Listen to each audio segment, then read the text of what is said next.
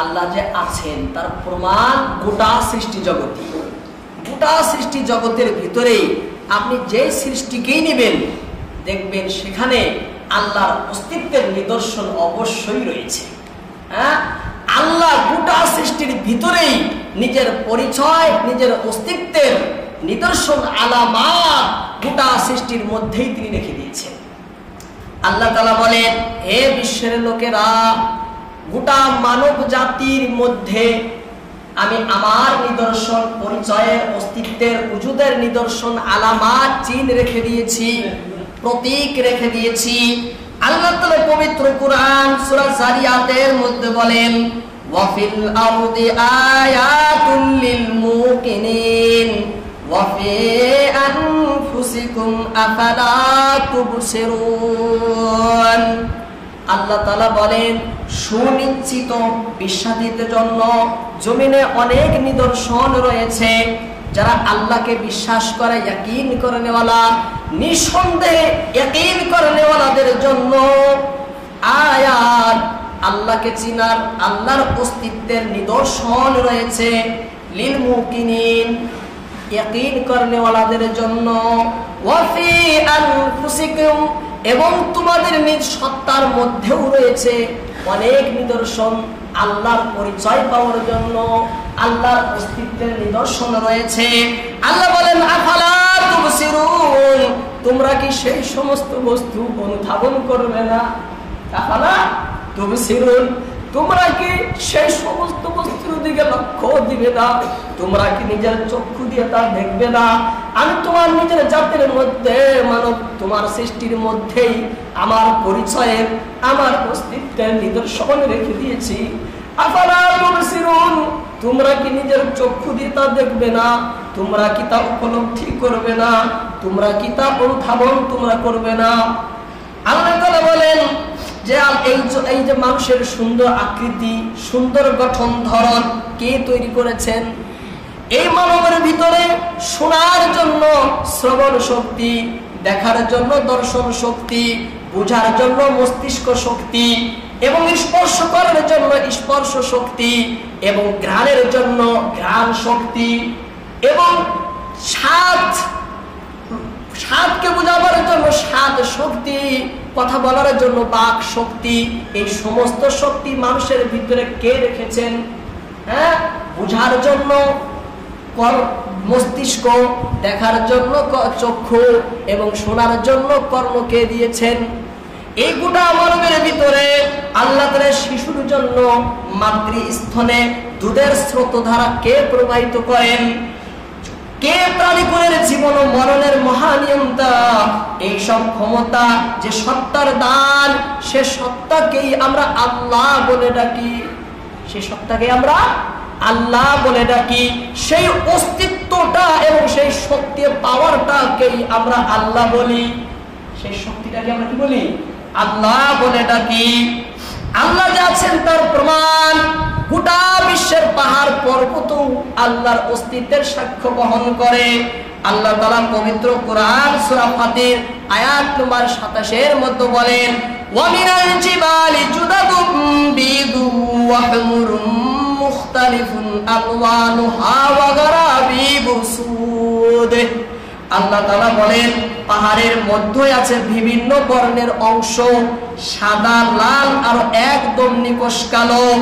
এই ভূপৃষ্ঠে বিদ্যমান পর্বতমালার বৈচিত্র্যতাও আল্লাহর অস্তিত্বের সাক্ষ্য বহন করে। কোন পাথর, কোন পাহাড় কালো, কোন পাহাড় সাদা, কোন পাহাড় একদম লাল, একদম লাল। লাল বর্ণের পাথর, সাদা বর্ণের পাথর, কালা বর্ণের পাথর, এই পাথরের তো নিজস্ব কোনো বৈশিষ্ট্য না। হ্যাঁ, পাথর যদি চাই আমি কালা হব, হতে পারবে না। পাথর যদি চাই আমি সাদা হব, হতে পারবে না। তাহলে পাথরের ভিতরে এই বৈচিত্র্যতা কে সৃষ্টি করলো? এই পাথরের ভিতরে এই গুণ কে পয়দা করলো? অবশ্যই এখানে একটা সত্তা অবশ্যই রয়েছে, আছে না? আল্লাহ বলেন, এর ভিতরে আমি আমাকে চেনার জন্য নিদর্শন রেখে দিয়েছি। আল্লাহ তাআলা সূরা গাশিয়ার ভিতরে বলেন, আফালা ইয়ানজুরুনা ইলাল ইবিলি কাইফা খুলিকাত, তারা কি উটের দিকে তাকিয়ে দেখে না কিভাবে তাকে সৃষ্টি করা হয়েছে? ওয়া ইলাস সামাই কাইফা রুফিআত, তারা কি আকাশের দিকে তাকিয়ে দেখে না কিভাবে তাকে উচ্চ করা হয়েছে? ওয়া ইলাল জিবালি কাইফা নুসিবাত, তারা কি পর্বতমালার দিকে তাকিয়ে দেখে না কিভাবে তা স্থাপন করা হয়েছে? ওয়া ইলাল আরদি কাইফা সুতিআত, তারা কি এই ভূপৃষ্ঠের দিকে তাকিয়ে দেখে না কিভাবে তা বিস্তৃতভাবে বিছানো হয়েছে? এইভাবে আল্লাহ তাআলা পবিত্র কোরআনের ভিতরে এবং হাদিসের ভিতরেও আল্লাহর পরিচয়ে, আল্লাহ যে আছেন অর্থাৎ আল্লাহর স্থিতি, আল্লাহর উজুদ, আল্লাহর অস্তিত্বের প্রমাণ ভরা রয়েছে। কোরআনেও আছে, হাদিসেও রয়েছে। মহান আল্লাহ তাআলা পবিত্র কোরআনের বিভিন্ন জায়গায় নিজের অস্তিত্বের কথা তুলে ধরেছেন, গোটা বিশ্বের মানুষকে জানাইছেন, হে বিশ্বের লোকেরা জানো শুনো, অবশ্যই আল্লাহর অস্তিত্ব আছে, অবশ্যই আল্লাহর অস্তিত্ব আছে, যাতে মানুষ নিশ্চিত রূপে আল্লাহকে চিনে জানে, মানে যাতে মানুষ মহান আল্লাহর পরিচয় খুঁজে পায়, যাতে মানুষ মহান আল্লাহর অস্তিত্বের প্রতি নির্ভেজাল অন্তরে একনিষ্ঠভাবে পরিপূর্ণ বিশ্বাস স্থাপন করে। বিভিন্ন আয়াতের ভিতরে আল্লাহ তুলে ধরেছেন। আর আমি যেটা বলতেছিলাম যে আমানতু বিল্লাহি ওয়া মালাইকাতিহি, আমানতু বিল্লাহ, আল্লাহর প্রতি বিশ্বাস স্থাপনের ভিতরে প্রথম আসবে উজুদে বারি তাআলা বা আল্লাহর অস্তিত্বের প্রতি বিশ্বাস স্থাপন করা। আল্লাহর অস্তিত্বের প্রতি বিশ্বাস স্থাপন। আমি আপনাদের সম্মুখে আল্লাহর অস্তিত্ব সম্পর্কে কয়েকটি দলিল পেশ করলাম। এবার আল্লাহর অস্তিত্বের প্রতি বিশ্বাস ইয়াকিন তখন পূর্ণ হবে যখন আমরা আল্লাহর ব্যাপারে আরো 5টা বিষয়ের আকীদা রাখবো। কয়টা বিষয়? আরো 5টা সম্পর্কে আকীদা রাখলে আমানতু বিল্লাহর একটা অংশে ঈমান পরিপূর্ণ হবে, একটা অংশে। কারণ 2টা অংশ, যে একটা উজুদে বারি তাআলা আল্লাহর অস্তিত্ব সম্পর্কে, আর একটা তাওহীদে বারি তাআলা আল্লাহর তাওহীদ সম্পর্কে। তাওহীদটা পরে আসবে, উজুদে বারি তাআলা সম্পর্কে আমি বলতেছি। এবার উজুদে বারি তাআলা অর্থাৎ আল্লাহ তাআলার অস্তিত্বে ঈমান বিশ্বাস তখন মুকাম্মল হবে, পরিপূর্ণ হবে যখন আমরা আল্লাহর ব্যাপারে আরো 5টা আকীদা রাখবো। কয়টা আকীদা? 5টা আকীদা রাখবো। 1 নম্বর আকীদা, আল্লাহ তাআলার সত্তা একক ও অভাজ্য। আল্লাহ তাআলার সত্তা একক ও অভাজ্য। এর অর্থ হলো অন্তরে এই বিশ্বাস পোষণ করা আল্লাহ তাআলা এক, একক, অদ্বিতীয়। তিনি সর্বদিকেই ও সর্বক্ষেত্রেই একা, তার কোনো অংশ অংশীদার নেই, অংশও নাই, তার কোনো অংশীদারও নেই। সর্বক্ষেত্রেই আল্লাহ একা এবং অভাজ্য, ভাগ করা যায় না, ভাজ্য দেওয়া যায় না। আল্লাহকে ভাগ করা যায় না, ভাজ্য করা যায় না। আল্লাহর সত্তা হলো অভাজ্য, আল্লাহর সত্তা অভাজ্য এবং একক। আল্লাহ তাআলা পবিত্র কোরআনের বিভিন্ন আয়াতের ভিতরে কথা তুলে ধরেছেন।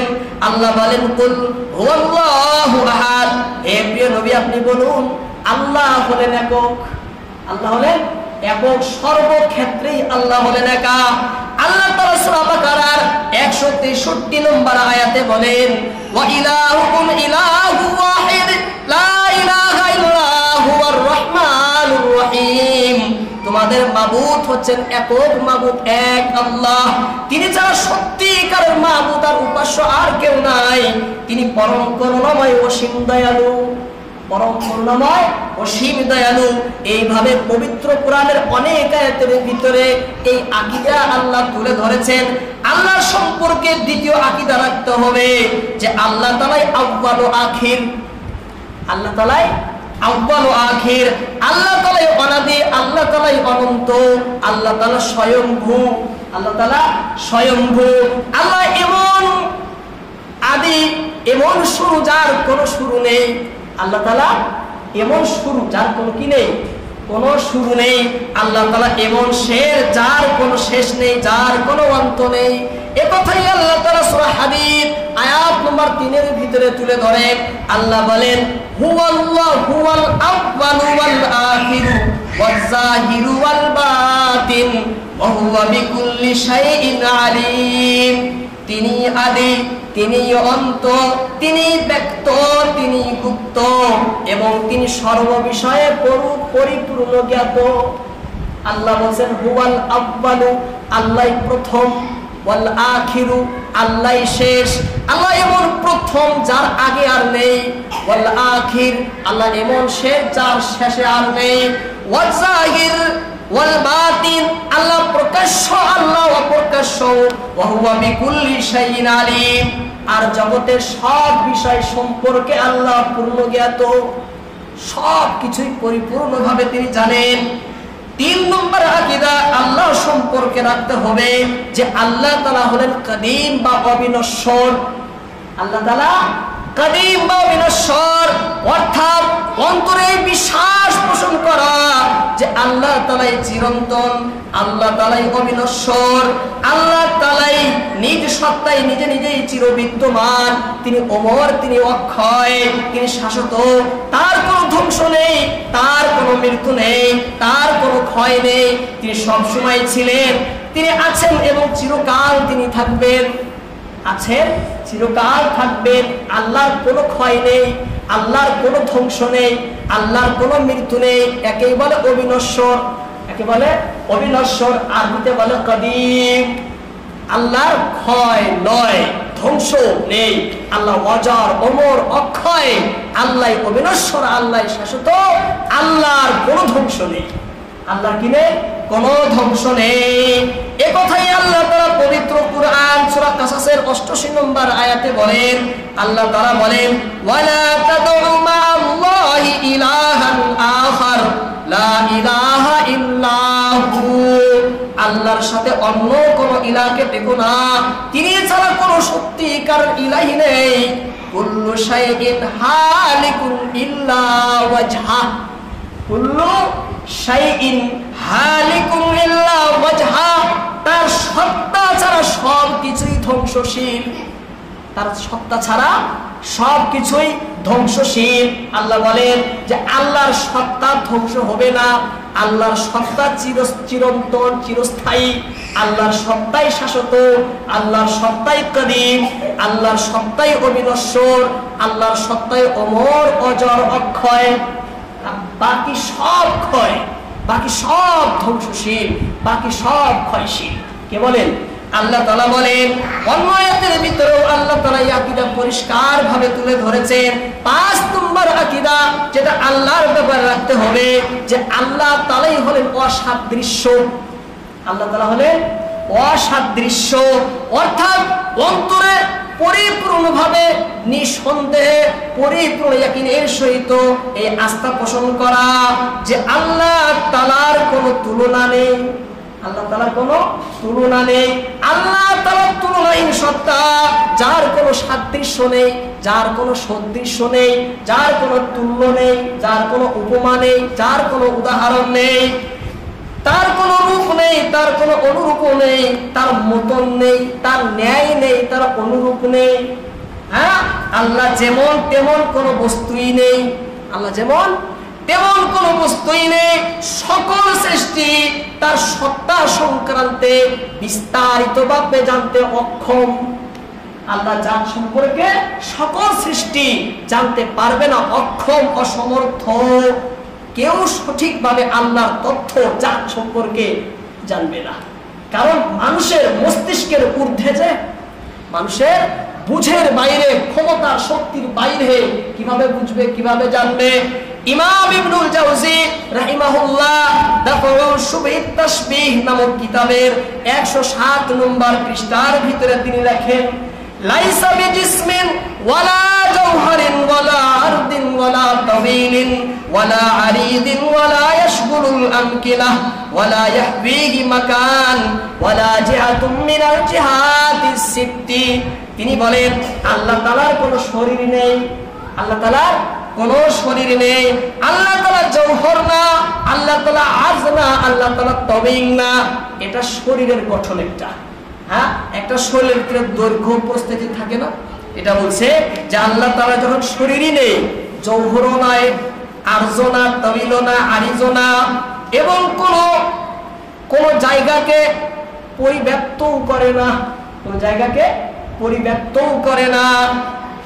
এবং না তার কোনো দিক দিশা আছে। ওয়ালা জিহাতুম মিনাল জিহাতিস সিত্তি, আল্লাহর কোনো দিক দিশা নেই। যেমন আমরা বলি আমাদের সামনে, এটা পিছনে, ডানে বামে, আল্লাহর কাছে সর্বদিক সমান। আল্লাহর কাছে সর্বদিক সমান, আল্লাহর কাছে উপর নিচ নেই, সমস্ত দিক দিশা থেকে পরিপূর্ণ তিনি মুক্ত। কেন? কারণ আল্লাহ তাআলা নিজ সত্তা সম্পর্কে পবিত্র কোরআন সূরা শূরা আয়াত নম্বর 11 এর ভিতরে বলেন, লাইসা কামিসলিহি শাই ওয়া হুয়াস Samiul বাসীর। There is nothing like unto him. আল্লাহর কোনো সাদৃশ্য নেই, আল্লাহর কোনো তুলনা নেই, আল্লাহর কোনো উদাহরণ নেই, আল্লাহর কোনো মিসল নেই। আল্লাহ সাদৃশ্য মুক্ত, আল্লাহ তুলনা মুক্ত, আল্লাহ অতুল, আল্লাহ অনুপম, আল্লাহ একক, আল্লাহ অনুসাপেক্ষী। আল্লাহ অতুল, কোনো তুলনা নেই, কোনো উপমা নেই, কোনো উদাহরণ নেই, কোনো সাদৃশ্য নেই। গোটা সৃষ্টি আল্লাহর সৃষ্টি, আল্লাহ হলেন খালিক। তাহলে মাখলুক আর খালিকের মধ্যে পার্থক্য থাকবে না? কিভাবে উদাহরণ হবে? ইনি হলেন খালিক, আর গোটা সৃষ্টি হলো তার মাখলুক। আর খালিকের উদাহরণ মাখলুককে কিভাবে দিবেন? খালিকের জন্য খালিক লাগবে না, কারণ আল্লাহই হলেন একমাত্র খালিক, আল্লাহ ছাড়া আর কোনো খালিক নেই। তাহলে কিভাবে উদাহরণ হবে? সেই জন্য লাইসা কামিসলিহি শাই, আল্লাহর কোনো উদাহরণ নেই, তিনি সর্বশ্রোতা সর্বদ্রষ্টা। আল্লাহর ব্যাপারে 5 নম্বর আকীদা রাখতে হবে যে আল্লাহ তাআলাই স্থান ব্যতীত, জায়গা ব্যতীত সর্বত্র বিদ্যমান, বিরাজমান। সমস্ত জায়গায় আল্লাহ রয়েছেন, সমস্ত স্থানে বিদ্যমান, বিরাজমান, কিন্তু জায়গা মুক্ত, স্থান মুক্ত। আল্লাহু মাওজুদুন বিলা মাকান, আল্লাহু মাওজুদুন বিলা মাকান। আল্লাহ তাআলা স্থান ব্যতীত সর্বত্র বিরাজমান। বুঝতে কঠিন, তাই না? কারণ এই স্থান তো মখলুক, স্থান মখলুক না। আল্লাহ তাআলা কোন মাখলুকের মুখাপেক্ষী না। আল্লাহ তাআলা নিজের অস্তিত্বের জন্য, নিজের স্থিতির জন্য, নিজের অবস্থানের জন্য কোন সৃষ্টির মুখাপেক্ষী না, কোন জায়গার স্থানের মুখাপেক্ষী না। তাহলে কিভাবে আপনি আল্লাহকে জায়গার ভিতরে সীমাবদ্ধ করবেন? জায়গার ভিতরে কিভাবে আপনি সীমাবদ্ধ করবেন? আল্লাহ তাআলা সমস্ত জায়গায় রয়েছে, কিন্তু আল্লাহ তাআলা কোন জায়গার সাথে সীমাবদ্ধ না, স্থান ও জায়গা মুক্ত ভাবে রয়েছে। বলেন হুজুর বুঝতে পারি না, বোঝার ক্ষমতা মস্তিষ্ক ব্রেনের মধ্যে নেই। কিভাবে রয়েছে সেটা বোঝার ক্ষমতা নেই। আল্লাহ বলছেন মানতে হবে, বিশ্বাস করতে হবে। ঈমানের বস্তু এই জন্যই ঈমান বলা হয় অন্তরে দ্বারা বিশ্বাস করাকে। হ্যাঁ, ব্রেনের যেটা কাজ সেটাকে বলে ইসলাম। ব্রেনের কাজটাকে বলে ইসলাম। শরীরের সাথে সম্পর্কিত বস্তু হলো ইসলাম। অন্তরের ভিতরে বিশ্বাসের সাথে সম্পর্কিত বস্তু হলো ঈমান। ঈমান মানতে হবে, বিশ্বাস করতে হবে, আস্থা পোষণ করতে হবে। ব্রেনে বুঝলেও মানতে হবে, না বুঝলেও মানতে হবে। ব্রেনের সেটা বস্তুই না, মস্তিষ্কের সেটা বস্তুই না, ঈমানের বস্তু সেটা। আল্লাহ তাআলা পবিত্র কোরআন সূরা বাকারা 115 নম্বর আয়াতে বলেন, ওয়ালিল্লাহিল মাশরিকু ওয়াল মাগরিব ফাআইনামা তুওয়াল্লু ফাসাম্মা ওয়াজহুল্লাহ। পূর্ব পশ্চিম সবই আল্লাহর, সুতরাং তোমরা যেদিকেই মুখ করো না কেন সেদিকেই আছে আল্লাহর মুখ, আল্লাহর সত্তা। যেদিকেই তোমরা দৃষ্টি করো, যেদিকেই মুখ করো সেদিকেই কে রয়েছে? ওয়াজহুল্লাহ, আল্লাহর সত্তা, আল্লাহর দিক রূপ রয়েছে। আল্লাহ তাআলা পবিত্র কোরআন সূরা বাকারার 186 নম্বর আয়াতে বলেন, ওয়া ইযা সাআলাকা ইবাদি আন্নী ফাইন্নী করিব। আল্লাহ বলেন প্রিয় নবীকে, হে আমার প্রিয় হাবিব, যখন আমার বান্দাগণ আমার সম্পর্কে আপনার নিকট জিজ্ঞেস করবে, আমার জাত সম্পর্কে, আমার ব্যাপারে আপনার কাছে আমার বান্দারা যখন জিজ্ঞেস করবে, তখন আপনি বলে দিবেন ফাইন্নী করিব, আমি তো তোমাদের নিকটেই রয়েছি, আমি তো তোমাদের নিকটেই রয়েছি। ফাইন্নী করিব মানে আল্লাহ সমগ্র সৃষ্টির নিকটে থাকেন, সমস্ত সৃষ্টির নিকটে থাকেন। আল্লাহ তাআলা পবিত্র কুরআন সূরা কফ আয়াত নম্বর 16 এর ভিতরে বলেন ওয়া নাহনু আকরাবু ইলাইহি মিন হাবলিল ওয়ারিদ। আল্লাহ তাআলা বলেন আমি বান্দার শাহরাগ বা ধমনী হতেও অধিক নিকটবর্তী। শাহরাগ বলা হয় এখানে একটা রক্ত আছে যেটা জবা করার সময় কাটা হয়, হ্যাঁ, যার সাথে মৃত্যুর সম্পর্ক, কাটলে মানুষটা মরে যাবে, সেই রক বলছে আল্লাহ বলছেন সেই শাহরাগ, সেই ধমনী বলা হয় বাংলাতে, সেই শাহরাগের ধমনী থেকেও আমি বেশি নিকটে। কে বলছেন? আল্লাহ তাআলা বলেন। আল্লাহ তাআলা সূরা ওয়াকিয়ার 85 নম্বর আয়াতে বলেন যে ওয়া নাহনু আকরাবু ইলাইহি মিনকুম ওয়ালাকিন লা তুবসিরুন, আর আমি তোমাদের চেয়ে তার অর্থাৎ প্রাণের বেশি নিকটবর্তী, কিন্তু তোমরা দেখতে পাও না। কিন্তু তোমরা ওয়ালাকিন লা তুবসিরুন, কিন্তু তোমরা দেখতে পাও না। কে বলছেন? আল্লাহ তাআলা বলছেন। আল্লাহ তাআলা তেমন ভাবে সূরা হুদ আয়াত নম্বর 61 এর ভিতরে বলেন ইন্না রাব্বি করিবুম মুজিব। সূরা হুদ হযরত সালেহ আলাইহিস সালামের উক্তি এখানে নকল করা হয়েছে, তোলা হয়েছে। হযরত সালেহ আলাইহিস সালাম বলেন ইন্না রাব্বি, অবশ্যই নিঃসন্দেহে, রব্বি মানে আমার পালনকর্তা, আমার রব, করিব নিকটবর্তী, মুজিব তিনি তাকে সাড়া দেন, তাকে সাড়া দানকারী। কে বলছে? হযরত সালেহ আলাইহিস সালাম। এভাবে আল্লাহ তাআলা পবিত্র কুরআন সূরা হাদীদ আয়াত নম্বর 4 এর ভিতরে বলেন ওয়া হুয়া মাআকুম আইনামা কুনতুম ওয়াল্লাহু বিমা তা'মালুনা বাসীর। তোমরা যেখানেই থাকো না কেন তিনি তোমাদের সঙ্গে আছেন। তোমরা যেখানেই থাকো না কেন আল্লাহ তোমাদের সঙ্গে আছেন। তোমরা যা কিছু করো আল্লাহ পরিপূর্ণভাবে দেখেন। তোমরা যা কিছু করো সব কিছু পরিপূর্ণভাবে দেখেন। ওয়া হুয়া মাআকুম আইনামা কুনতুম, তোমরা যেখানেই থাকো সেখানেই আল্লাহ তোমাদের সাথে রয়েছে।